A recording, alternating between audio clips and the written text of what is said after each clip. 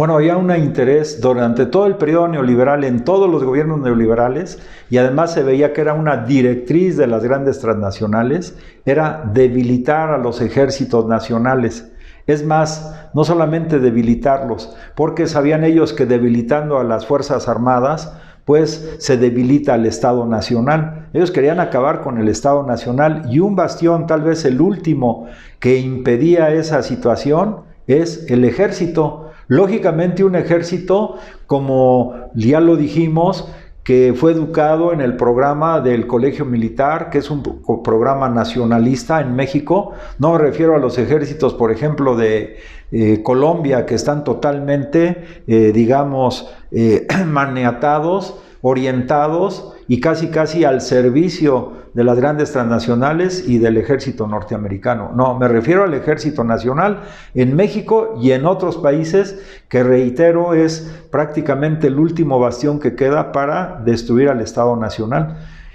¿Qué pasa en Estados Unidos o en otros países? Que también el ejército se privatiza.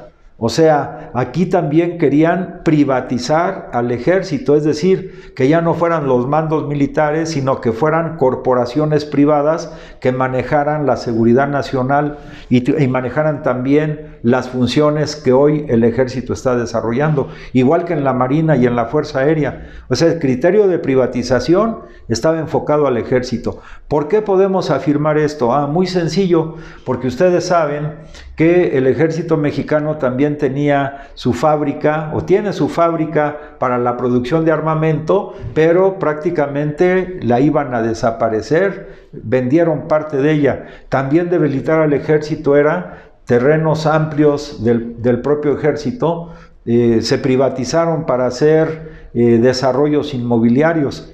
Entonces, esa era la situación. Hoy, el presidente de la República da una nueva dimensión al ejército para que cumpla de manera efectiva el papel que le toca de acuerdo a la Constitución.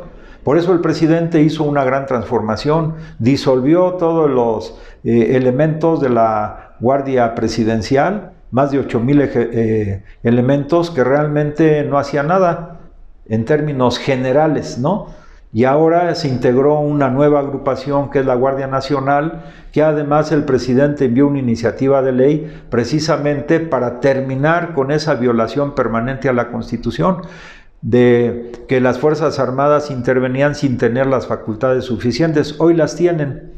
Entonces el ejército mexicano actual también es resultado de un gran movimiento revolucionario que se gestó precisamente en el periodo de 1910-1917, porque lo que existía antes para apuntalar al régimen porfirista, pues era el ejército de los federales, los pelones, pero ya sabíamos que ellos cumplían las órdenes del presidente en ese tiempo, que se prolongó por más de 30 años, que era Porfirio Díaz. Y una de las divisas era mátalos en caliente. O sea, se utilizó al ejército federal de ese tiempo pues para reprimir y masacrar al pueblo. Y si no, se lo podemos preguntar a los indios yaquis. ¿Cuál fue la acción del ejército federal en el periodo de Porfirio Díaz contra ellos? O sea, es desplazarlos de sus tierras, aniquilar pueblos enteros, quemar, o sea, política de tierra arrasada. Pero el ejército que se conforma, el actual, surge, fundamentalmente su composición son campesinos, esencialmente gente del campo, gente pobre, y en el colegio militar pues se van preparando pues, para adquirir conocimientos especializados en distintas áreas. Pero reitero, el programa del colegio militar es altamente nacionalista y el origen del ejército mexicano es ese, de la lucha contra una dictadura. Y en el periodo neoliberal pues se trató de corromper al ejército, y claro que no todos son iguales, porque sí hubo mandos del ejército que se prestaron para esa situación, pero el grueso del ejército mexicano, además en un ambiente nuevo encabezado por el presidente de la República, da una perspectiva muy distinta. Por eso es mejor si lo pusiéramos en una balanza. En el periodo neoliberal el ejército se utilizaba para reprimir, y ahí tenemos los casos de Tlatlaya, por ejemplo, entre otros. Pero si ponemos en una balanza la función de los mandos del ejército en ese tiempo neoliberal, ahora que está el presidente de la República, pues acá el ejército es constructor, Además tiene topógrafos, ingenieros civiles, ingenieros militares que hacen puentes, aeropuertos, etcétera. Entonces, utilizar el potencial creativo que también lo tiene el ejército, pero para ayudar a resolver las necesidades de nuestro pueblo, que es diferente, reitero, totalmente diferente del ejército chileno, que es el con el que podríamos hacer esa comparación más directa. Allá es ejército de élite, o sea, allá van los hijos de los grandes empresarios y se forman con una mentalidad para sostener los privilegios de esos grandes empresarios. Acá los soldados mexicanos, la inmensa mayoría proviene de los sectores campesinos y más pobres. Hoy es diferente, pero finalmente quiero decir en este tema del ejército que es muy importante establecer un vínculo real entre el pueblo y el ejército mexicano basado en los principios de nacionalismo, soberanía y defensa de la integridad territorial. Hoy cambiaron las cosas con el presidente de la República. Y los ejemplos son diversos a nivel internacional. Por ejemplo, si el ejército es de élite, como lo es en Chile, pues ya sabemos que el ejército se utilizó pues, para dar un golpe de Estado contra el presidente Salvador Allende, elegido democráticamente.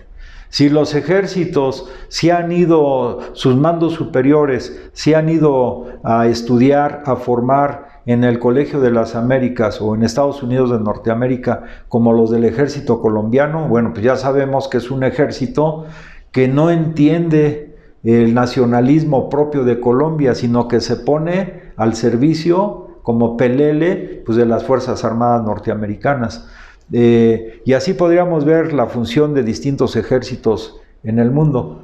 Muy diferente, por ejemplo, es cuando han surgido ejércitos del pueblo, de movimientos revolucionarios y transformadores. Por ejemplo, el ejército cubano pues se forja en una lucha por lograr la plena independencia de Cuba y sacar del gobierno a un dictador que era Batista. Entonces ahí el ejército es como en México, pues es pueblo uniformado, está al servicio del pueblo, al servicio de la defensa de la soberanía nacional. Lo mismo podríamos decir en Corea del Norte, que además su dirigente acaba de mencionar en estos días, que ya se aleja el peligro de una intervención militar en Corea del Norte y de una nueva guerra en Corea, porque el ejército pues también es pueblo uniformado al servicio del pueblo y con una orientación muy clara de defensa de la soberanía nacional. Podríamos decir algo parecido en Venezuela, porque en Venezuela pues ustedes saben que allí hay una unión cívico-militar